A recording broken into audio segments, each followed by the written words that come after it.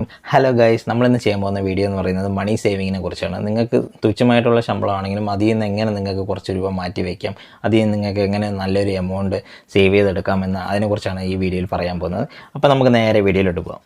നമുക്കൊരു 20,000 രൂപ ശമ്പളം കിട്ടുമെന്ന് നമ്മൾ വിചാരിക്കുക. അപ്പോൾ നമുക്ക് എന്തായാലും മന്ത്ലി എക്സ്പെൻസ് എന്തായാലും കാണും.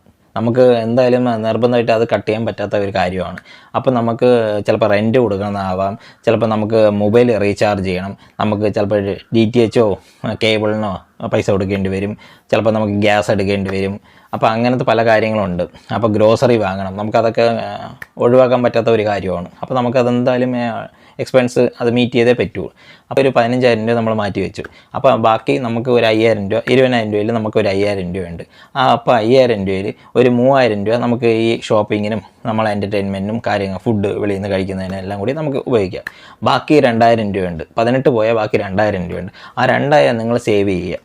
അപ്പോൾ ഇങ്ങനെ ചെറിയ ഇതായിട്ട് സേവ് ചെയ്യാം. നിങ്ങൾക്ക് ആ സേവിങ് എങ്ങനെ വേണമെങ്കിലും സേവ് ചെയ്യാം. ആദ്യമേ സാലറി കിട്ടുമ്പോൾ ഈ സേവിങ്ങിന് മാറ്റി വെച്ച് കഴിഞ്ഞാൽ നിങ്ങൾക്ക് പെട്ടെന്ന് സേവ് ചെയ്യാൻ പറ്റും. ഇപ്പോൾ നിങ്ങൾ അതെല്ലാം എക്സ്പെൻസ് എല്ലാം കഴിഞ്ഞിട്ടാണ് സേവ് ചെയ്യുമെങ്കിൽ ഒരിക്കലും നടക്കത്തില്ല. ഇപ്പോൾ ഈ പറയുന്ന എനിക്കായാലും നടക്കത്തില്ല. 20,000 രൂപ ശമ്പളം നമുക്ക് അക്കൗണ്ടിൽ ക്രെഡിറ്റ് ആകുമ്പോൾ തന്നെ നമ്മൾ വേറെ അക്കൗണ്ട് ഉണ്ടെങ്കിൽ ആ 2,000 അങ്ങോട്ട് ഓട്ടോമാറ്റിക്കായിട്ട് നമ്മൾ ട്രാൻസ്ഫർ ചെയ്യുക. ഇല്ലെങ്കിൽ നമുക്കത് ബൈ ഹാൻഡാണ് കിട്ടണമെങ്കിൽ നമ്മൾ മാറ്റി വയ്ക്കുകയോ ചെയ്യണം. അങ്ങനെ 2,000 രൂപ നിങ്ങൾക്ക് മാറ്റാൻ പറ്റിയില്ല ആദ്യം. അപ്പോൾ നിങ്ങൾ ആദ്യം ചെറിയ എമൗണ്ടിൽ നിന്ന് നിങ്ങൾ സേവ് ചെയ്ത് പഠിക്കുക. എന്നിട്ട് നമുക്ക് കുറച്ച് വലിയ എമൗണ്ടിൽ പോകാം. ഇപ്പോൾ ചിലപ്പോൾ ഫസ്റ്റ് തന്നെ നമുക്ക് 2,000 രൂപ മാറ്റാൻ നമുക്ക് ബുദ്ധിമുട്ടായിരിക്കും. ചിലപ്പോൾ നമുക്ക് എക്സ്ട്രാ എക്സ്പെൻസും കാര്യങ്ങളൊക്കെ വരുന്നത്. ഇപ്പോൾ എന്തെങ്കിലും വയ്യായ്ക വന്നു കഴിഞ്ഞാൽ നമുക്ക് പറയാൻ പറ്റത്തില്ല, അസുഖം എപ്പോഴാണെങ്കിലും വരാം. അപ്പോൾ നമുക്ക് അതിനെ മാറ്റി വയ്ക്കാൻ പറ്റില്ലെന്ന് വരാം. അപ്പം ഒരു കുടുക്ക എടുത്തിട്ട് ഫസ്റ്റ് ദിവസം 1 രൂപ, രണ്ടാം ദിവസം 2 രൂപ, മൂന്നാം ദിവസം 3 രൂപ, 4 ദിവസം അങ്ങനെ പോയിട്ട് 30 ദിവസം ആകുമ്പോൾ നിങ്ങൾക്ക് 465 രൂപ കാണും. ഏകദേശം 500 രൂപയ്ക്ക് നമുക്ക് 35 രൂപ കുറവ് വരുന്നുള്ളൂ. 500 ആക്കിയിട്ട് നമുക്ക് ഒന്നീ പോസ്റ്റ് ഓഫീസിൽ ഡെപ്പോസിറ്റ് ചെയ്യാം. എന്തെങ്കിലും ചെറിയ എമൗണ്ട് ആയിട്ടില്ല, ഫസ്റ്റ് നമ്മൾ കുടുക്കിൽ സേവ് ചെയ്യുക. എന്നിട്ട് അതൊരു നല്ലൊരു എമൗണ്ട് ആകുമ്പോൾ ഇതുപോലെ 500 എന്തെങ്കിലും ആകുമ്പോൾ നമ്മൾ മന്ത്ലി പോയി പോസ്റ്റ് ഓഫീസിലോ എന്തെങ്കിലും സേവ് ചെയ്യുക. ചെറിയൊരു ഇൻട്രസ്റ്റ് ആയിരിക്കും കിട്ടുക, വലിയ ഇൻട്രസ്റ്റ് കിട്ടത്തില്ല. പക്ഷേ എന്നാലും നമ്മൾ ഇപ്പോൾ ഈ ബോക്സിൽ കിടക്കുമ്പോൾ നമുക്ക് ഇപ്പോഴത്തെ ഇൻഫ്ലേഷൻ വെച്ച് നമുക്ക് സ്വന്തം കയ്യിൽ വെച്ച് കഴിഞ്ഞാൽ നമുക്ക് പണം പെരുക്കത്തില്ല. അപ്പോൾ നമ്മൾ പോസ്റ്റ് ഓഫീസിലോ ബാങ്കിലോ എന്തെങ്കിലും കൊണ്ട് ഇടുമ്പോൾ ചെറിയൊരു ഇൻട്രസ്റ്റ് ആയിരിക്കും അത് കിട്ടുക. പക്ഷേ ആ ചെറിയ ഇൻട്രസ്റ്റ് ആണെങ്കിൽ അത് ഓട്ടോമാറ്റിക് ഇങ്ങനെ ഇതായിക്കൊണ്ടിരിക്കും. അപ്പോൾ നമുക്ക് ആ ഇൻട്രസ്റ്റ് പ്ലസ് അടുത്തത് കയറുമ്പോൾ അടുത്ത മാസം ഇൻവെസ്റ്റ് ചെയ്യുമ്പോൾ നമുക്ക് അത് കുറച്ചും കൂടി എമൗണ്ട് കയറും. അപ്പോൾ നിങ്ങൾ അങ്ങനെ ചെയ്യാൻ നോക്കുക. വീട്ടിലാണെങ്കിൽ നിങ്ങൾക്ക് കുടുക്കൽ സേവ് ചെയ്യാൻ പറ്റും. ഇപ്പം നമ്മൾ ചെയ്യുന്നത് പറഞ്ഞാൽ നമ്മളത് ഈ ഒരു കുടുക്കൽ ചെയ്യാറുണ്ട്, ഇപ്പോൾ ഈ ഒരു കുടുക്കയും ചെയ്യാറുണ്ട്. ഇപ്പോൾ നമ്മൾ കോയിൻസ് എല്ലാം ഇതിലിട്ട് വയ്ക്കും. നോട്ടൊക്കെ ആണെങ്കിൽ ഇതിലിട്ട് വയ്ക്കാറുണ്ട്. ഇതിലിപ്പോൾ കണ്ടില്ലേ, എന്താ പൂട്ടിടാനുള്ള ഇതുണ്ട് നമുക്ക്. പക്ഷേ ഇങ്ങനെ പൂട്ടിടാനാകുമ്പോൾ നമ്മൾ ആവശ്യത്തിന് ചിലപ്പോൾ എടുക്കും, പറയാൻ പറ്റത്തില്ല. നമ്മളെന്തെങ്കിലും എമർജൻസി വന്നു കഴിഞ്ഞാൽ ചിലപ്പോൾ നമുക്ക് എടുക്കേണ്ടി വരും. അപ്പോൾ ഇങ്ങനത്തെ ആകുമ്പോൾ നമുക്ക് പിന്നെ ഫുള്ള് കീറി എടുക്കാൻ പറ്റത്തുള്ളൂ. അപ്പോൾ ഇത് അപ്പോൾ ഏത് കൊടുക്കുകയാണെങ്കിൽ നിങ്ങൾ ഫുള്ളായ ശേഷമേ എടുക്കാവൂ. പിന്നെ കൂടുതലും നമ്മൾ മൺകുടുക്കയിൽ ഇടുന്നതായിരിക്കും കുറച്ചും കൂടി നല്ലത്. അതായത് പൊട്ടിച്ചെടുത്താൽ മാത്രമേ നമുക്ക് എടുക്കാൻ പറ്റില്ല. അപ്പോൾ എടുക്കാനുള്ള ടെൻഡൻസി നമ്മൾ കുറയും. അപ്പോൾ എന്തായാലും നമ്മളത് മാക്സിമം ഇടാൻ ശ്രമിക്കുക. ഇപ്പം നമ്മുടെ വീട്ടിൽ കുഞ്ഞുങ്ങളെയും കൊണ്ട് ഇപ്പോൾ ജസ്റ്റ് കിട്ടുന്ന 1 2 കോയിൻ അങ്ങനെയാണെങ്കിലും കുഴപ്പമില്ല, ദിവസം അവരെ കൊണ്ട് ഇട്ട് അപ്പോൾ അവർക്ക് അതിനുള്ള ശീലങ്ങൾ വളർത്തിയെടുക്കുക, ചെറുപ്പത്തിലേ വളർത്തിയെടുക്കുക. അപ്പോൾ അവർക്ക് ആ പൈസയുടെ മൂല്യം മനസ്സിലാവും. അപ്പോൾ അവരിങ്ങനെ ഇട്ട് വരും. അവർക്ക് ആ കുടുക്കം നിറയുമ്പോൾ അവർക്ക് എന്തെങ്കിലും സാധനം വാങ്ങിച്ചു കൊടുക്കേ. അപ്പോൾ അവർ തന്നെ ചിന്തിക്കും, ഞാൻ സേവിച്ച് ഞാൻ എൻ്റെ പൈസ, പക്ഷെ നമ്മളാണ് പൈസ കൊടുക്കണമെങ്കിലും അവർ വിചാരിക്കും അവർ പൈസ ഇട്ടിട്ട് അവർ സ്വന്തമായിട്ട് പൈസ ഇട്ട് ഞാൻ വാങ്ങിച്ച സാധനമാണെന്ന് അങ്ങനെ തോന്നും. അപ്പോൾ അവർക്ക് അങ്ങനെ കുറച്ച് വലുതാകുമ്പോൾ അവർക്ക് ഈ സേവ് ചെയ്യാനുള്ള ടെൻഡൻസി ഓട്ടോമാറ്റിക്കായി വരും. അപ്പോൾ നമ്മൾ ചെറുപ്പത്തിലെ കുഞ്ഞുങ്ങളെല്ലാം ശീലിപ്പിക്കും. നമുക്ക് എങ്ങനെ എക്സ്പെൻസുകൾ റെഡ്യൂസ് ചെയ്യാമെന്ന് നോക്കി കഴിഞ്ഞാൽ നമ്മളിപ്പോൾ ചെയ്യേണ്ടതെന്ന് പറഞ്ഞാൽ നമ്മൾ മാക്സിമം ഗ്രോസറി എല്ലാം ഹോൾസെയിൽ കടയിൽ നിന്ന് വാങ്ങുക. ഇപ്പോൾ 1 മാസത്തേക്കോ 2 മാസത്തേക്കോ സാധനം ഒരുമിച്ച് വാങ്ങുമ്പോൾ നമുക്ക് കുറച്ച് പ്രൈസ് നല്ല ഡിഫറൻസ് വരും. അപ്പോൾ നമ്മൾ കമ്പയർ ചെയ്യുക. ഇപ്പോൾ ഒരു കടയിൽ മാത്രം കയറാതെ നമ്മൾ 2-3 കടകളിൽ കയറി കമ്പയർ ചെയ്യുക. ചിലപ്പോൾ സൂപ്പർ മാർക്കറ്റിലൊക്കെ വാങ്ങുമ്പോൾ നമുക്ക് എക്സ്ട്രാ എമൗണ്ട് കൊടുത്ത് നമ്മൾ വാങ്ങേണ്ടി വരും. ചിലപ്പോൾ അതേ സാധനം നമ്മൾ ഹോൾസെയിൽ കടയിൽ നിന്ന് വാങ്ങുമ്പോൾ വലിയ റേറ്റ് കാണത്തില്ല. പക്ഷേ അത് ഈ കടയിലോട്ട് വരുമ്പോൾ 1 മാസത്തെ അല്ലെങ്കിൽ 2 മാസത്തെ സാധനം വാങ്ങുമ്പോൾ നല്ലൊരു എമൗണ്ട് നിങ്ങൾക്ക് സേവ് ചെയ്യാൻ പറ്റും.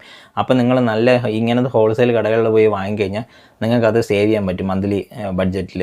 എന്നിട്ട് അപ്പോൾ നിങ്ങൾ ഡ്രസ്സാണെങ്കിലും അങ്ങനെ തന്നെ നിങ്ങൾ അങ്ങനെ ഹോൾസെയിൽ ഷോപ്പുകളിൽ പോയി വാങ്ങുക. വലിയ മാളുകളിലും ഇങ്ങനെയൊക്കെ പോയി വാങ്ങുമ്പോൾ നമുക്ക് ചിലപ്പോൾ എക്സ്പെൻസുകൾ കൂടുതലാകും. അപ്പോൾ അങ്ങനെയുള്ള ഷോപ്പുകളിൽ പോയി പർച്ചേസ് ചെയ്യുമ്പോൾ നമുക്ക് എമൗണ്ട് നല്ല സേവ് ചെയ്യാൻ പറ്റും. നമ്മൾ സേവിങ് എന്ന് പറഞ്ഞാൽ ഇപ്പോൾ പൈസ തുടങ്ങാം, FD ആയിട്ട് ഇടാം, RD ആയിട്ട് ഇടാം, പിന്നെ നമുക്ക് ഗോൾഡിൽ ഇൻവെസ്റ്റ് ചെയ്യാം. ഇപ്പോൾ നമുക്ക് ഗോൾഡായിട്ട് വാങ്ങണമെങ്കിൽ ഇപ്പോൾ ഓരോ ജ്വല്ലറി ഷോപ്പിലൊക്കെ ഗോൾഡ് ചിട്ടി പോലെ ഉണ്ട്. അപ്പോൾ നമുക്ക് മാസം മാസം എത്ര രൂപ, ഇപ്പോൾ നമ്മൾ കുടുക്കയിൽ സേവ് ചെയ്യുന്ന, ഇപ്പോൾ ഞാൻ പറഞ്ഞില്ലേ ഓരോ രൂപ വെച്ച് സേവ്, ഇപ്പോൾ നമ്മൾ മാസം 500 രൂപയാണ് സേവ് ചെയ്യുന്നത്. ആ 500 വെച്ച് നമ്മൾ ആ എമൗണ്ട് വെച്ച് ഇങ്ങനെ അടച്ചടച്ച് പോകുമ്പോൾ നമുക്ക് കുറച്ച് കാലം കഴിയുമ്പോൾ നമുക്ക് അത്യാവശ്യം ഗ്രാം ആകുമ്പോൾ നമുക്ക് അവിടെ നിന്ന് പർച്ചേസ് ചെയ്യാൻ പറ്റും. ചില ആൾക്കാരുണ്ട് അവർ ഡെയിലി പുറത്തുനിന്നായിരിക്കും ഫുഡ് കഴിക്കുന്നത്. അപ്പോൾ പുറത്തുനിന്ന് ഫുഡ് കഴിക്കുമ്പോൾ അവർക്ക് എക്സ്പെൻസും കൂടുതലാവുകയാണ്, അവർ ഹെൽത്തും പ്രശ്നമാവും.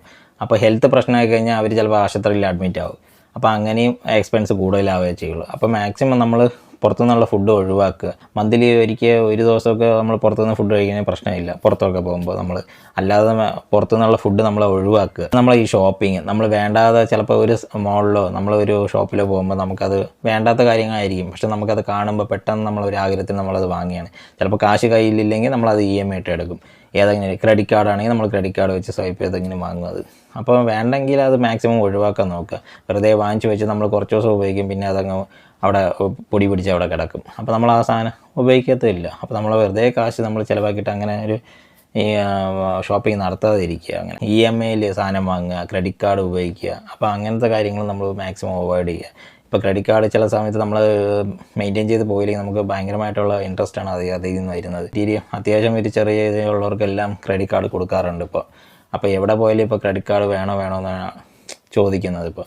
അപ്പോൾ മാക്സിമം നമ്മളത് ചിലപ്പോൾ വാങ്ങും, നമ്മൾ സ്വൈപ്പ് ചെയ്തിട്ട് അവസാനം മാക്സിമം ഷോപ്പിംഗ് എല്ലാം ചെയ്യും.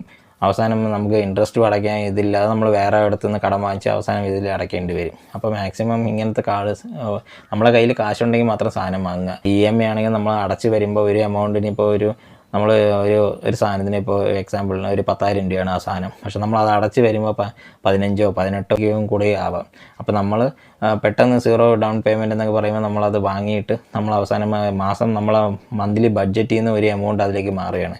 അപ്പോൾ നമ്മളത് മാറ്റി വയ്ക്കുമ്പോൾ നമുക്ക് അതിനനുസരിച്ച് നമ്മൾ വർക്ക് ചെയ്യേണ്ടി വരും. കൂടുതൽ എമൗണ്ട് കിട്ടാൻ വേണ്ടി നമ്മൾ വേറെ ജോലികൾ ചെയ്യേണ്ടി വരും.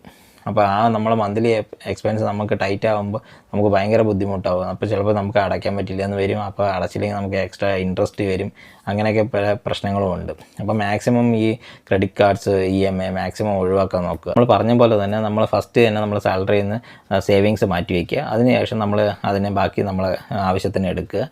എന്നിട്ട് നമ്മൾ ഏതെങ്കിലും ഇൻവെസ്റ്റ്മെൻറ്റ് ചെയ്യുക.